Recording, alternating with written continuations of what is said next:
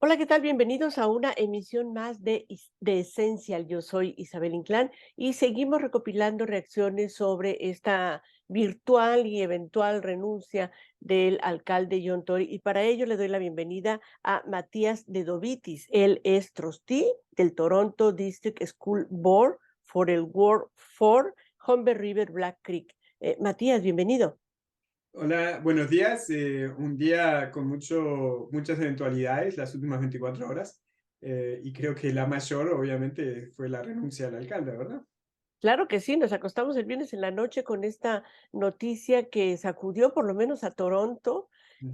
diciendo qué pasa con este alcalde que se acaba de reelegir por tercer periodo en octubre pasado y ahora vemos a un señor de 68 años diciendo sorry. ¿Cuál es tu impresión? ¿Qué pensaste cuando conociste esta noticia? Bueno, primero pensé que no era cierto, porque era tan fuera de lo esperado. Y segundo, realmente muy difícil entender por qué él está renunciando. Una cosa es admitir haber cometido un error personal, pero al mismo tiempo no es algo que necesariamente involucre la gobernadura de la ciudad. No directamente. La gobernadura de su oficina sí, hay un elemento de ética en relación a la relación que él admitió haber tenido con una mujer bastante menor de edad que él, que trabajaba para él. Eh, no necesariamente algo que es ilegal, pero en términos de ética tiene un problema, pero no necesariamente algo que en sí la mayoría del público va a pensar que razón para renunciar, pero él pensó que era necesario tomar esa decisión y ahora veremos en los próximos días si hay algún otro elemento, eso es algo que ha habido mucha especulación, que hayan existido otras razones mayores detrás de este anuncio y que este anuncio haya sido de repente la manera de cubrirlo, pero realmente muy fuerte la noticia y va a tener un efecto muy importante sobre la política de la ciudad de Toronto y más por los próximos años, digo, por años y años, ¿verdad? Claro que sí. Y bueno, de acuerdo a la información que he leído y las entrevistas que he realizado, pues es prácticamente inminente el que los habitantes de Toronto vamos a ir a las elecciones, a las urnas Ajá, una vez más, y que quede claro, no para elegir a los concejales, ellos se quedan los 25, claro. sino solo para el alcalde, el próximo alcalde o alcaldesa que va a sustituir a John Claro. Tory. ¿Cómo ves este panorama? Y bueno, pues Bueno, entonces lo que tiene que ocurrir primero tiene que renunciar formalmente, que no ha ocurrido. claro, Eso claro. asumimos va a ocurrir la semana que viene, en teoría antes de la fecha donde se iba a aprobar el presupuesto. El Que presupuesto es se el miércoles, ¿no? La sesión del próximo iba a ser miércoles, el miércoles, ahora va a ser el jueves, jueves. por el entierro de McKellen, la ex alcaldesa de la ciudad de Mississauga. Entonces, eso como principio. Oh, no, discúlpame, el miércoles, tenés razón, el 15. Miércoles. Ujú, ujú. Y bueno, una vez que la renuncia esté hecha formalmente, entra McKelvey, que es la vicealcaldesa, Jennifer, ella entra a ser alcaldesa, y en 60 días el consejo tiene que tener una sesión especial donde eligen la fecha de la elección. Lo que no es claro, por ejemplo, es el término en términos de lo que sería la época electoral, cuántos meses vamos a tener antes de que ir a las urnas, porque eso va a afectar el tipo de campaña que vamos a tener. Por ejemplo, en una campaña normal pueden haber 40, 60 personas nominadas en el balotaje para poder competir en la elección. Eso es una elección normal. Esta no va a ser ujú. una elección normal. Vamos a ver 2, 3, 4 veces más candidatos porque mucha más gente va a querer hacer campañas. Mucha más gente va a querer hacer campañas que tengan chance de ganar, ¿verdad? Porque la última elección, y sin tratar de denigrar a la campaña de los que perdieron, pero no se esperaba, y las encuestas no demostraban, que alguien además de John Tory pueda ganar, ¿verdad? Claro. Esta elección no tiene un favorito y no lo va a tener. No. Eso es Aún Gil importante. Peñalosa, a quien entrevisté hace poco, y él me comentaba que, bueno, quedó en segundo lugar con más o menos 100,000 votos. y que no es nada desdeñable. ¿Qué piensas de esta candidatura? Yo voté por él. En esta próxima elección dudo mucho que él vaya a ser la persona que va a tener la mejor oportunidad de llevar la bandera progresista. Y 100.000 votos va a ser una fracción de la cantidad de los votos que se van a necesitar para ganar. En verdad, entonces, de vuelta, va a ser muy difícil saber quién, ahora en los próximos días, quién se va a postular, pero va a haber mucha gente que se va a postular y el tipo de campaña que se necesita para realmente competir requiere cientos de miles de dólares, millones de dólares y todo tipo de infraestructura que normalmente tienen que estar conectada a los partidos y otras cosas. Entonces, muy difícil que una persona independiente compita en ese tipo de ámbito con el tipo de tiempo que vamos a tener.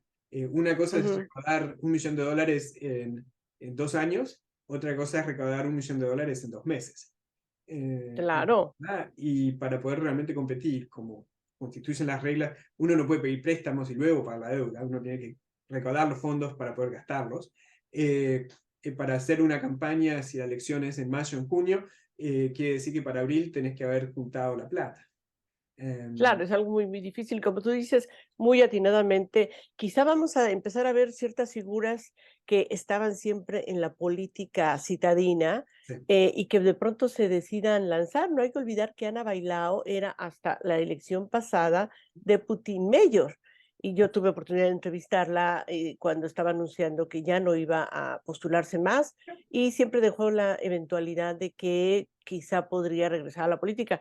Trataremos de conseguirla en este programa, pero como ella quizá puede haber ex concejales, recordemos cuando eran 40, que por ahí andan circulando, que conocen la ciudad y que de pronto en este vacío que está dejando John Tory pudieran lanzarse, ¿no?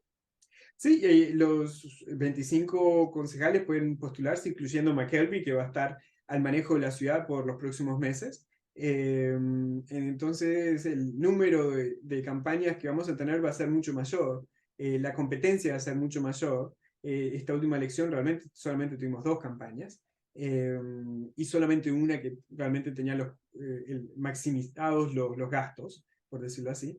Y eso tiene mucho impacto, ¿verdad? Es una ciudad muy grande, son casi 3 millones de personas. $1 millón suena como mucho dinero, pero eso solamente son 30 centavos por persona, ¿verdad? Eh, Claro, y realmente eso no es nada, eso es un volante y medio por persona. Eh, entonces, realmente lo que estamos hablando es del tipo de recursos, el nombre, quién la gente conoce y quién la gente ya pueda reconocer es más importante. Muy difícil que una persona nueva que tenga una primera campaña pueda llegar a competir. Y bueno, vamos a ver qué es lo que vamos sale. a ver qué es lo que pasa. Matías, ya casi para terminar, sé que estás muy ocupado, gracias por tu tiempo. Finalmente, ¿cómo nos va a afectar a los torontianos todo este tumulto que está pasando allí, en City Hall, en esos dos edificios en forma curveada? Sí. Y supongo que es un entrar y salir de gente y papeleos y folders y no quiero imaginarme cómo están esas oficinas. ¿De qué manera nos va a impactar esto?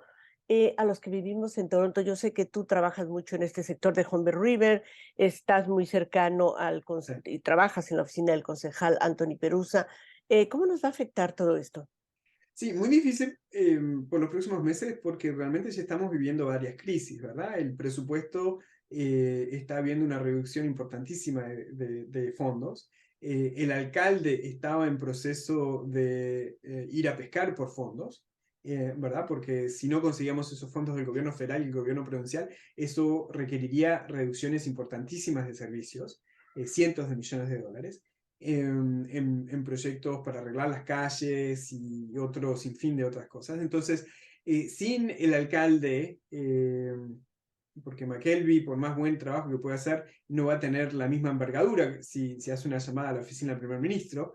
Sin tener al alcalde para hacer ese pedido de parte de la gente de Toronto, muy difícil que esos dineros lleguen, ¿verdad? Entonces, si no hay acuerdos hechos ya, eh, a puertas cerradas. Muy difícil que nosotros en Toronto veamos una manera de salir de esta encrucijada que nos va a dejar viendo la necesidad de recortar todo tipo de servicios e inversiones capitales. Entonces el efecto es prácticamente inmediato.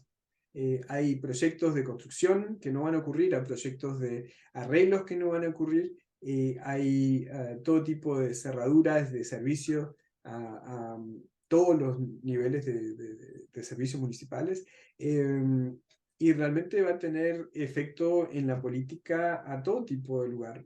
Los liberales están viendo si van a elegir un nuevo líder a nivel provincial, todo eso queda en pausa.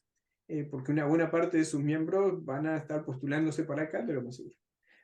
O por lo menos van a estar considerándolo por meses. Entonces, esto va a tener un efecto a nivel político, a nivel de servicio, a nivel de la ciudad, a nivel nacional siquiera. Esto es importantísimo.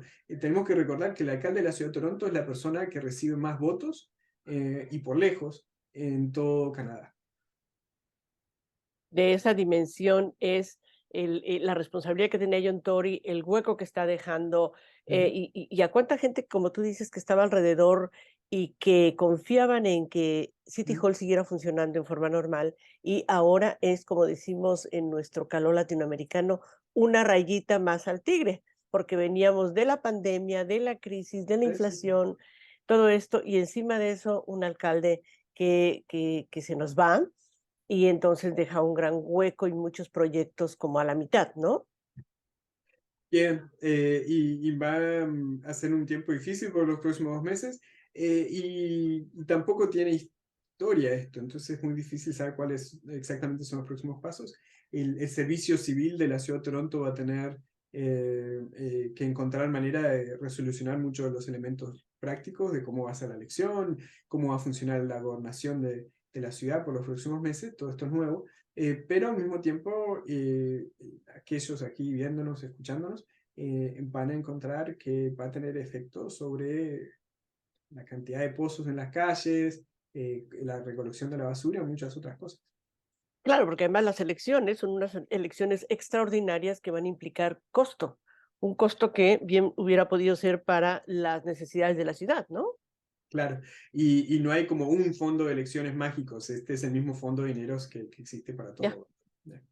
Ok, muy bien. Matías de Dovitis, muchísimas gracias por tu tiempo, por tus palabras, por compartir tu experiencia del manejo de estos temas que tiene que ver con City Hall. Y mucha suerte en tu labor como trustee. Me da muchísimo gusto. Tuve la oportunidad de entrevistarte cuando eras candidato. Me da muchísimo gusto que estés ejerciendo esta responsabilidad y la mejor de las suertes.